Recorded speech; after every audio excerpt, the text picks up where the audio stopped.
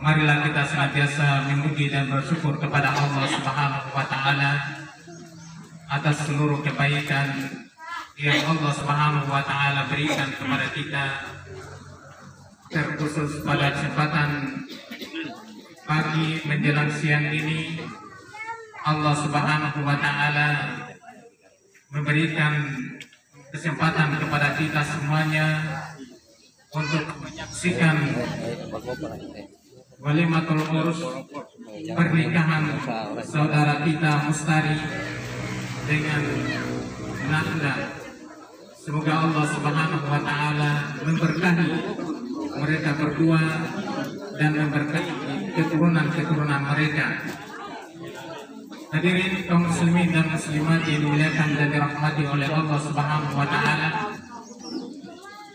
bermula dari apa yang harus tertanam di dalam diri kita, bahwasanya keberadaan kita di permukaan bumi ini adalah dalam rangka untuk beribadah kepada Allah Subhanahu wa Ta'ala, sebagaimana yang Allah Subhanahu wa Ta'ala jelaskan di dalam surah Al-Dhariyat ayat 56, wa ma khalaqtul jinna wal insa illa liya'budun, dan tidaklah kuciptakan jin dan manusia kecuali untuk beribadah kepada kata Allah Subhanahu wa Ta'ala.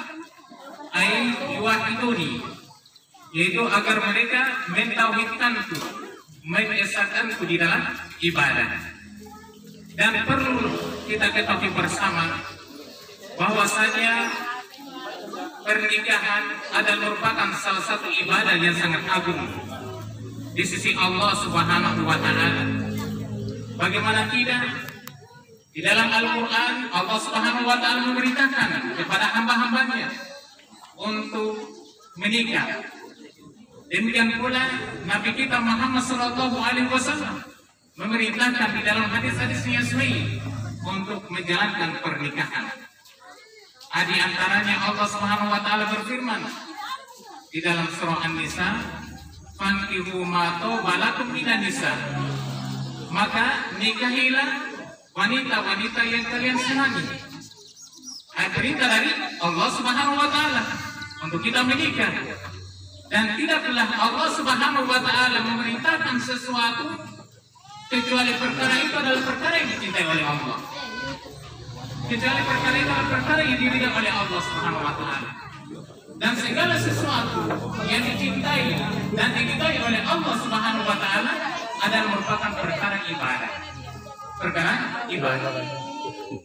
Demikian pula Nabi kita Muhammad alaihi wasallam bersabda di dalam hadis-hadis yang sahih, di antaranya dalam hadis yang diriwayatkan oleh Imam Al-Bukhari dan Imam Muslim dari sahabat Abdullah bin Mas'ud radhiyallahu taala anhu, kata Nabi alaihi salatu wasallam, ya ma'syarus syabab faman istata'a minkumul ba'a falyatazawwaj fa innahu aghaddu lil basar wa ahsanu lil farj. Kata Nabi alaihi salatu wasallam, wahai sekalian para pemuda, siapa saja di antara kalian yang mampu untuk al-ba'a, ungkapan dari mampu untuk memberikan nafkah batin dan memiliki kemampuan untuk menikah dari sisi harta, maka siapa saja yang mampu memberikan nafkah dari sisi batin, demikian pula dia mampu untuk menikah, memiliki persiapan harta untuk menikah, maka hendaklah dia menikah. Siapa saja di antara kalian tidak mampu. Dan kemudian Nabi SAW menjelaskan tentang hikmah dari nikah itu adalah fa'innahu aghaddu lil basar, karena sungguhnya nikah itu adalah lebih menjaga pandangan, lebih menundukkan pandangan, wa ahsanu lil farj, dan lebih menjaga kemaluan. Demikianlah hakikat dari nikah, hikmah dari nikah, supaya pandangan mata itu bisa terjaga, kemudian supaya kemaluan juga bisa terjaga dari hal-hal yang diharamkan oleh Allah Subhanahu wa Ta'ala. Oleh karena itu, hendaknya di awal berniat untuk menikah, lakukanlah niat dengan ikhlas karena Allah Subhanahu wa taala. Dalam menjaga syariat Allah Subhanahu wa taala. Dan demikian pula Nabi kita Muhammad alaihi salatu wasallam menganjurkan untuk menikah. Tazawwaju al-waluda wal wadud. Fa inni muqaddim bikum umma yaumil qiyamah. Menikahlah kalian dengan wanita-wanita yang penyayang dan wanita-wanita yang subur, karena sesungguhnya saya berbangga dengan banyaknya kalian di hadapan umat-umat pada hari kiamat. Maka hendaknya ketika menikah memiliki niat bagaimana supaya mewujudkan keinginan Nabi kita Muhammad alaihi salatu wasallam, yaitu dengan memperbanyak umat Muhammad sallallahu alaihi wasallam pada hari kiamat. Sehingga Nabi alaihi salatu wasallam berbangga dengan banyaknya kita, banyaknya umatnya pada hari kiamat. Dan banyak-banyak hadis lagi yang disebutkan oleh Nabi alaihi salatu wasallam tentang anjuran untuk menikah.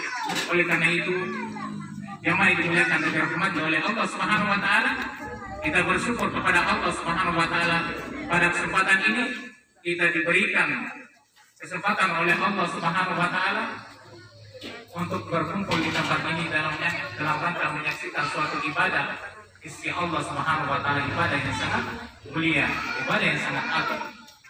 Dan demikian pula Allah Subhanahu wa taala menjelaskan di dalam surah Ar-Rum ayat yang ke-21, wa min ayatihi an khalaqalakum min anfusikum azwajan litaskunu ilaiha wa ja'ala bainakum mawaddatan wa rahmah inna fi dzalika laayatin liqaumin yatafakkarun. Dan dari tanda-tanda kebesaran Allah Subhanahu wa taala, yaitu Allah Subhanahu wa taala menciptakan pasangan-pasangan dari diri kalian. Litaskunu ilaiha, supaya kalian itu merasa tenang, tenteram kepadanya. Wa ja'ala bainakum mawaddatan wa rahmah, dan Allah Subhanahu wa taala menjadikan kasih sayang, saling mengasihi, merahmati di antara kalian. Inna fi dzalika laayatin liqaumin yatafakkarun. Sesungguhnya pada perkara demikian itu terdapat tanda-tanda yang sangat besar akan keberadaan Allah Subhanahu wa taala bagi orang-orang yang berpikir.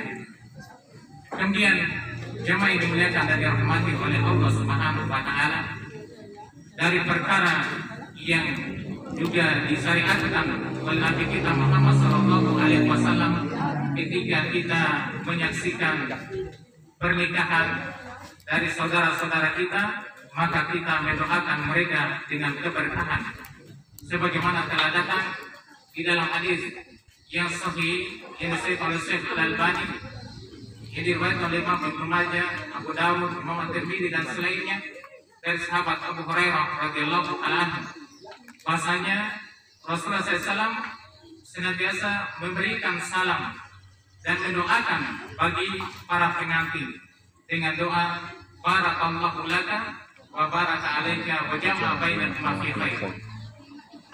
Semoga Allah Subhanahu wa taala memberkahi engkau. Wa baraka alaika, dan semoga Allah Subhanahu wa taala memberkahi atasmu.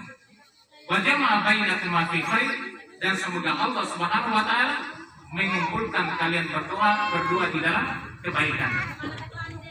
Di dalam hadis ini dan doa ini terdapat ilmu besar bagi kita tentang apa dan bagaimana seseorang itu ketika dia menghadiri atau menyaksikan walimatul urus pernikahan, agar dia mendoakan keberkahan kepada pengantinnya. Barakallahu laka, semoga Allah SWT memberkahi engkau. Dan ini juga diucapkan untuk pengantin wanita, barakallahu laki kalau wanita. Kalau laki-laki, pengantin laki-laki kita baca barakallahu laka, semoga Allah SWT memberkahi engkau. Ada berkahan di sini, kata para ulama adalah kasratul khair, banyaknya kebaikan. Jadi kita doakan bagi kedua mempelai itu supaya diberikan kebaikan yang banyak, kemudian istimrar, kebaikan yang terus menerus. Itu dari mana doa barakallahu laka. Kemudian wa baraka alaika, dan semoga Allah SWT memberkahi atasmu, yaitu atas apa yang Allah Subhanahu wa taala berikan kepada engkau melalui pernikahan tersebut, anak turunan dan lain sebagainya. Semoga Allah SWT memberkahi engkau berkaitan dengan anak turunanmu. Semoga Allah SWT mengaruniakan anak yang soleh dan solihah. Itu doa. Itu apa? Menyaksikan atau menghadiri walimatul pernikahan, supaya Allah SWT senantiasa memberkahi anak turunan mereka. Demikian pula wajah bainakuma fi khair, dan semoga Allah SWT mengumpulkan kalian berdua di dalam kebaikan. Semoga Allah SWT mengumpulkan kalian berdua di dalam ketaatan, di dalam kesehatan, keselamatan, dalam kondisi apapun juga. Dalam kondisi susah diberikan kebaikan, dalam kondisi suka diberikan kebaikan, dalam kondisi apapun juga kita doakan agar mereka tetap berada di atas kebaikan. Karena kita maklum bersama, di dalam kehidupan ini pasti ada namanya suka dan duka, pasti ada namanya bertemu dan berpisah, pasti ada namanya senang dan susah, pasti ada namanya mudah dan lain sebagainya. Dan disebutkan oleh Allah Subhanahu wa Ta'ala di dalam ayat Al-Quran, demikianlah kami silih bergantikan keadaan manusia antara susah dan senang.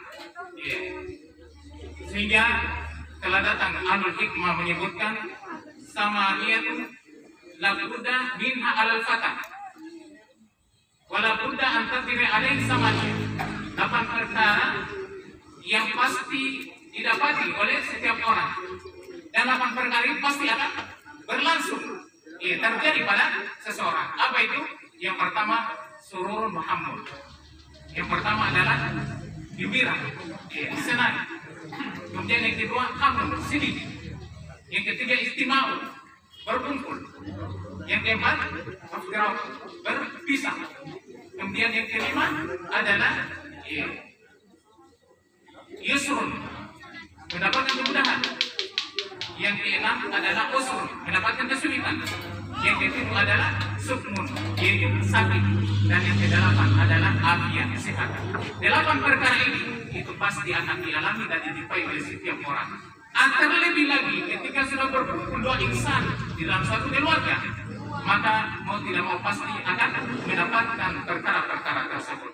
Oleh karena itu kita doakan wajah bainakum fi khair, semoga Allah SWT mengumpulkan kalian berdua di dalam kebaikan, baik itu ketika susah maupun ketika senang, baik itu ketika dalam keadaan sakit maupun dalam keadaan sehat, dan seterusnya.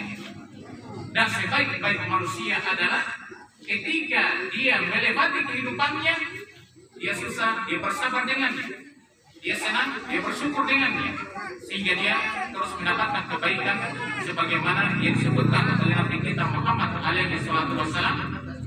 Kata Nabi alaihi wasallam, ajaban li amri mu'min, inna amrahu kullu khair wa laysa dzalika illa lil mu'min.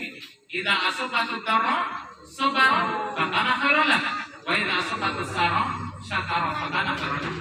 Kata Nabi alaihi wasallam, sangat menakjubkan urusannya hamba-hamba yang beriman itu. Seluruh urusannya pasti baik, dan kebaikan itu tidak diperoleh kecuali orang-orang yang beriman. Apabila dia diuji, ditimpa dengan penderitaan, kesusahan, dia bersabar.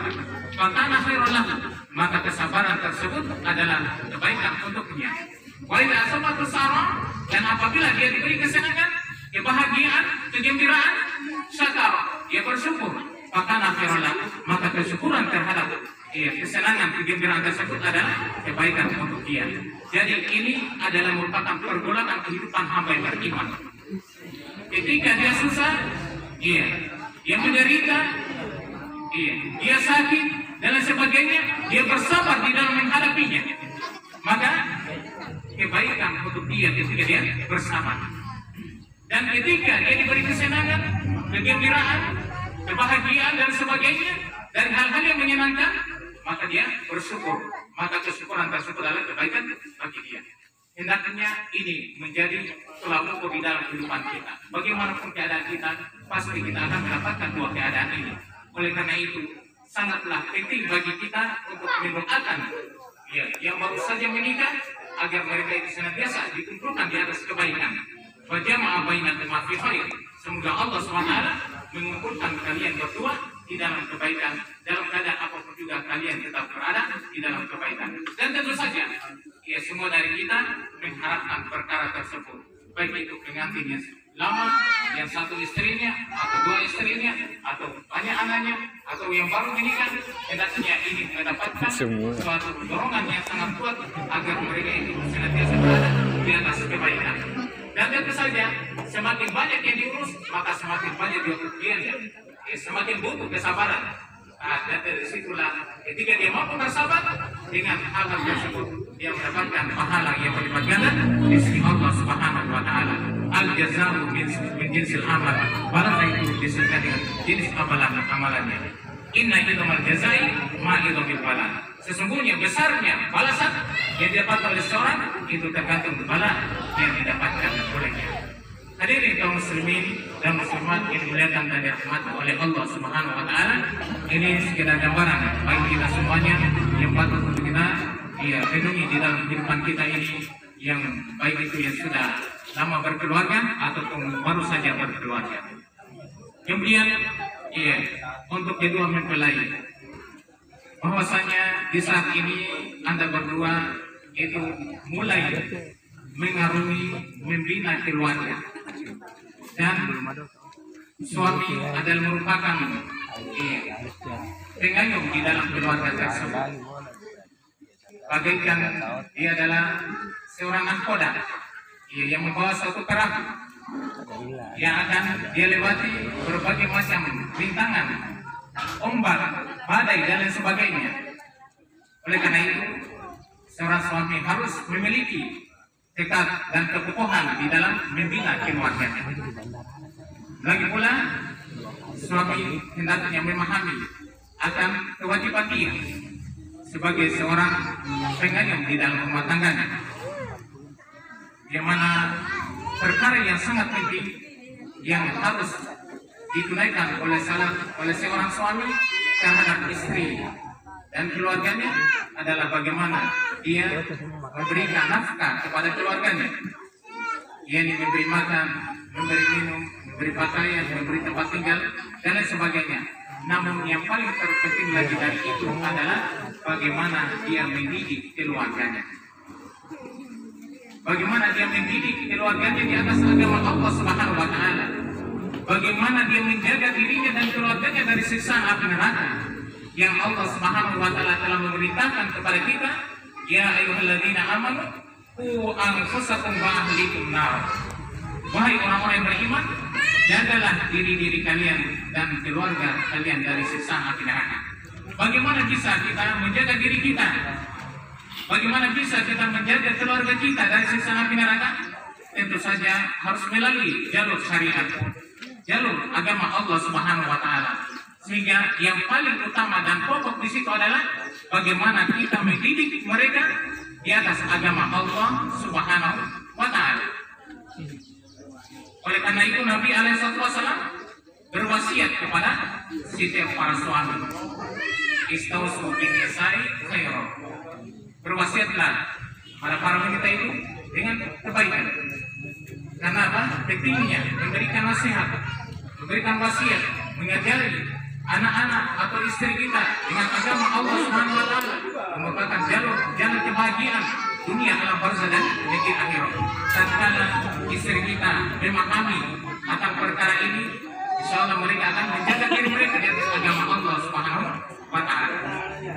Kemudian pula bagi seorang istri, hendaknya dia memahami bahwasanya dirinya diayungi,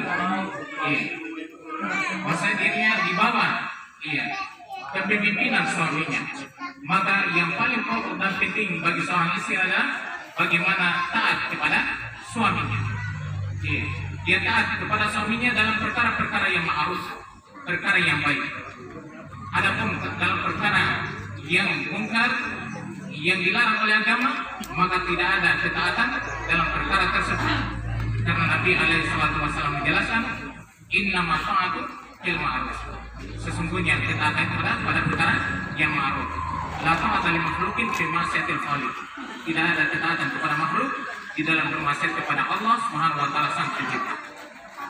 Oleh karena itu bagi seorang istri yang paling pokok dan penting di dalam kehidupannya adalah dia taat kepada suaminya dalam perkara-perkara yang baru. Ketika dia taat kepada suaminya, maka Nabi SAW memberikan kabar gembira kepada istri-istri yang taat kepada suaminya tersebut, istri-istri yang solehah. Sebagai disebutkan oleh Nabi SAW, "Idza salatil mar'atu khamsaha wa shamat syahraha wa hafizat farjaha wa ata'at zawjaha qila laha udkhulil jannata min ayyi abwabi syi'ti." Kata Nabi SAW, apabila seorang wanita itu menegakkan sholat 5 waktu sehari semalam, kemudian dia berpuasa di bulan suci Ramadan, dan juga dia menjaga harga dirinya, kehormatannya, dan dia taat kepada suaminya, maka akan dikatakan kepadanya, udkhulil jannata, masuklah itu ke dalam surga dari pintu mana saja yang engkau inginkan. Oleh karena itu, perkara ketaatan kepada suami ada merupakan faktor utama bagi seorang istri untuk mendapatkan kemuliaan di negeri akhirat. Demikian pula Nabi SAW pernah bertanya kepada salah seorang wanita, dan menjelaskan kepada wanita yang sudah bersuami tersebut. Kata Nabi, "Umruri aina anti min." Perhatikanlah di mana keberadaan dari suamimu. Fa innahu jannatuki wa naruki. Sesungguhnya suamimu itu surgamu, ataupun juga suamimu adalah nerakamu. Jadi tatkala seorang istri mampu melakukan ketaatan kepada Allah SWT karena Allah SWT kepada suaminya, maka dia akan diberikan surga oleh Allah SWT. Tapi sebaliknya, tatkala seorang istri itu bermaksiat, durhaka kepada suaminya, tidak melakukan ketaatan kepada suaminya dalam perkara-perkara yang diperintahkan oleh Allah SWT dan Rasulnya, maka itu adalah sebab-sebab yang bisa menjadikan seorang istri itu masuk ke dalam neraka.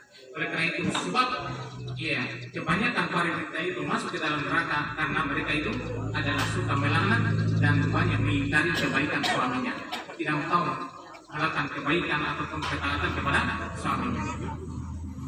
Hadirin kaum muslimin dan muslimat yang dimuliakan dan dirahmati oleh Allah Subhanahu wa taala, saya kira ini yang bisa kami sampaikan, mudah-mudahan ada manfaatnya. Oleh karena itu, jangan kita lupa untuk kita doakan kedua mempelai ini dengan doa, barakallahu lak wa baraka alaika wa jama'a bainakuma fi khair. Semoga Allah SWT memberikan keberkahan kepada engkau, dan semoga Allah SWT memberkahi atasmu, dan semoga Allah SWT mengumpulkan kalian berdoa di dalam kebaikan. Sekira demikian, hadanallahu wa ajma'in.